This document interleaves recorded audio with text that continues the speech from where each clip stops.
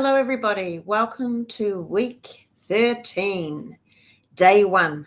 This week, you have your reading test here at the New Lynn campus on Wednesday from 10 a.m.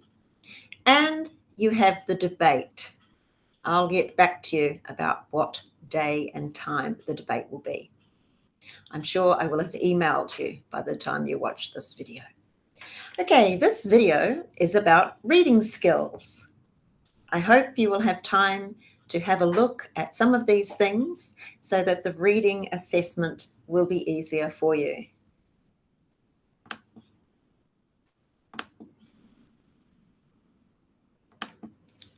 I hope you've had time to do the formative listening, which will help you prepare for the summative reading. Okay, here we go. Just waiting for the presentation to come up. Very short presentation today and a very short video. Week 13, day 1, how to understand a difficult text. Try what it says and what it does. When you're reading, take a paragraph and write a sentence in your own words that relates what the paragraph says. Now think about what the paragraph does. Does it give evidence? Does it summarize someone else's argument? Does it provide background information? Does it talk about the history of something, the disadvantages, and so on?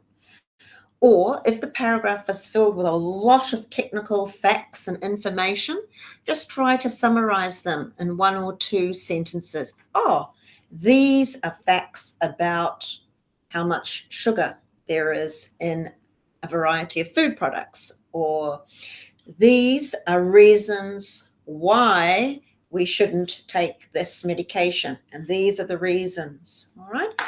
Reading in this active manner will help you to remember and better understand what the paragraph is saying.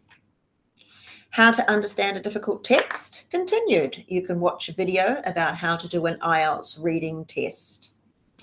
And you can do one of those tests by clicking on that link and doing it. Allow 1 hour for it. See what you would get, and you will be able to see what your score would be, your band score would be. If you want to be a doctor, for example, you probably need a band score of about 8.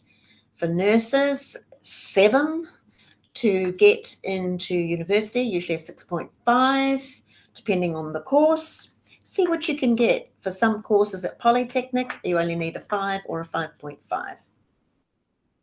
But the most difficult thing about IELTS is the time limit. You've only got an hour to do 3 reading texts. And the questions are quite different to what you would get at university. At university, you would be more likely to get the kinds of questions that are in your academic assessments here, whereas IELTS is very much filling in the blanks, A, B, C, D type of questions, which we don't really do at university or here. Here are some other links. Reading efficiently, how you can read efficiently. Now, reading critically is a very important skill that you have to have at university. Not only are you reading to understand something, but you should be reading to think about something and to make up your mind about whether you believe what this text is saying, if you think there's a bias, if you think that this text contradicts this text, is the truth somewhere in the middle? You have to learn to read critically, to not believe everything just because it's written down, but to look for the facts and the figures and cross-check with another article and see if that article has similar facts and figures. All right, and there's another link to more help with reading. All right, so that's all about reading. So if you think that reading is a skill that you need a lot of help with, have a look at those. But the best way to get better at reading is to read. I know that sounds basic, but that's the truth. You can learn some reading strategies like looking for the main ideas, circling difficult words, paraphrasing, summarizing, but also just enjoy reading for pleasure. Read Time magazine or old copies of The Listener, which you can get from the library. Reading a novel is good because anything that you read for pleasure will help you with academic reading, but also read some articles, some non-fiction articles from The Listener, Time magazine, Newsweek. If you're interested in studying a particular subject like psychology, read a textbook, a psychology textbook. If you're interested in biology, read a textbook.